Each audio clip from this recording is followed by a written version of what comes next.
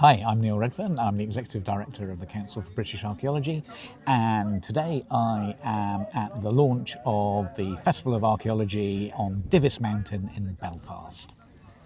Neil, it's another year.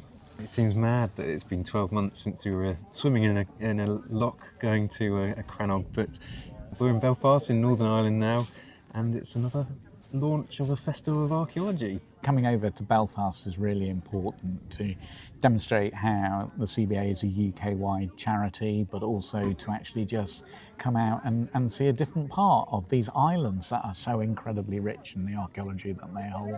Exactly, and so there's a new theme this year for the festival. Talk us through that. Yeah, so we've gone for Archaeology and Wellbeing this year, and we are really keen to actually showcase how archaeology, particularly archaeology, works really well with some of the themes to well-being, and particularly about how you connect to places, how you can get out and enjoy places, and how that connection to place through memory and meaning and exploration and curiosity really does, sort of fuel our own inner emotions. I mean, well-being is quite a broad term. It could encompass lots of things.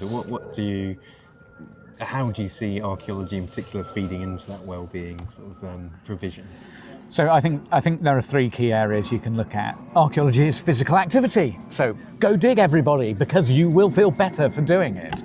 But archaeology is also a stimulus to curiosity, and curiosity, it works best is when you get out somewhere, and my mum always used to say, when you get lost is the best time in the world to learn something, because if you're lost, you don't know something. So actually, it opens your mind up to actually how you start looking at the world. So I think archaeology and well-being works really there. So let's imagine archaeology is actually a multi-faceted set of lenses through which we all as individuals look at the places around us.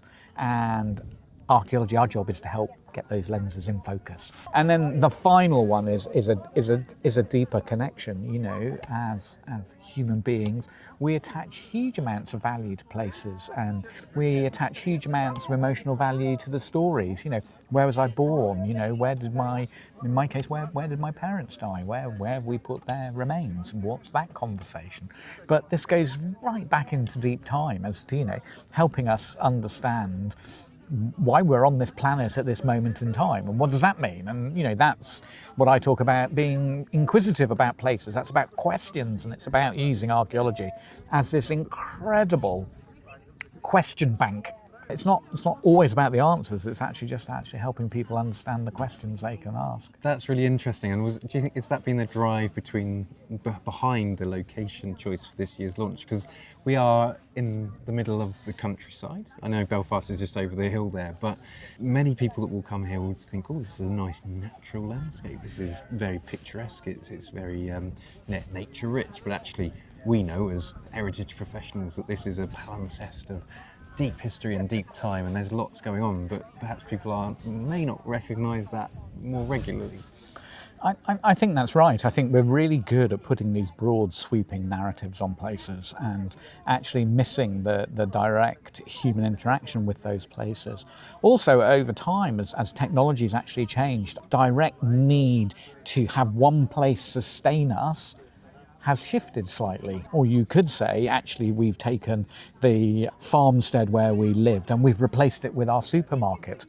Yeah, actually, what would happen if we took all the supermarkets away? Then people would be terribly discombobulated, in terms of actually how they relate to. So actually, each of the farmsteads out here, you could view them as a mini supermarket, because that's the function they were actually doing. Is they were helping people get sustenance and helping them survive in the world and what they actually needed to do that. And for me, what is so fascinating, even in these vast landscapes that we think are natural, well, there's not one single piece of natural landscape on the islands that we live on.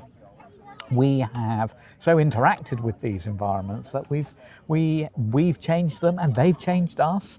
And I think the place we're really at now is how do we create a much deeper narrative around that relationship between us and the landscape. Now, I have to say, as soon as we get into this conversation, we start talking about what the Festival of Archaeology theme for 2026 is going to be, which is archaeology and nature. Sounds like a good theme. Because of this exact one. But to bring it back to the well-being question, yeah, you know, if people are struggling to get out and think about why they should go out, archaeology can be that toolbox of inquisitiveness, that toolbox of curiosity, and I'm really passionate about how we superpower that curiosity through archaeology. That's a really good point. And we've seen throughout the day dog walkers, family groups, people coming out to enjoy this environment and they're walking along the old stone walls, they're going up to see the excavations, they're going up to trig points and masts, and there's this deep history across the landscape that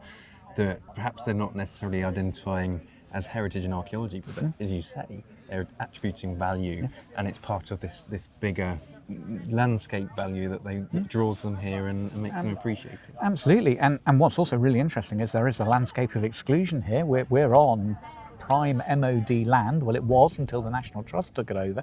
So this was land where people were excluded from. They were not allowed in here. I mean, people did come in here, but you know, the idea is that in a sense they were pushed out. And so again, when you actually understand the recent history of Belfast and Northern Ireland and some of that way that people were excluded from places, this becomes an even more powerful conversation to actually understand what it feels like to get back out into these places, to be able to go and explore those.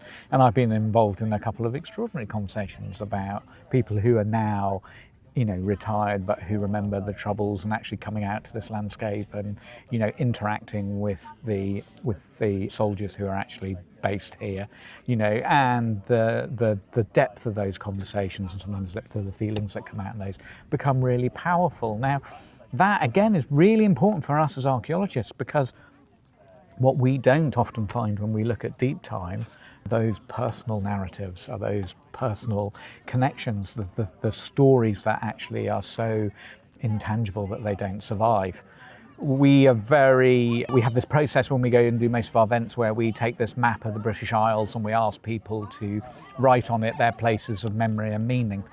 And we took it to the Chalk History Festival, and we also had an activity where we were looking at a huge geophysical plot of the Vale of Pickering. And we had these two exercises next to each other. So one was talking about archaeology you could see, it was laid out and mapped. And then one was talking about people's places and memory.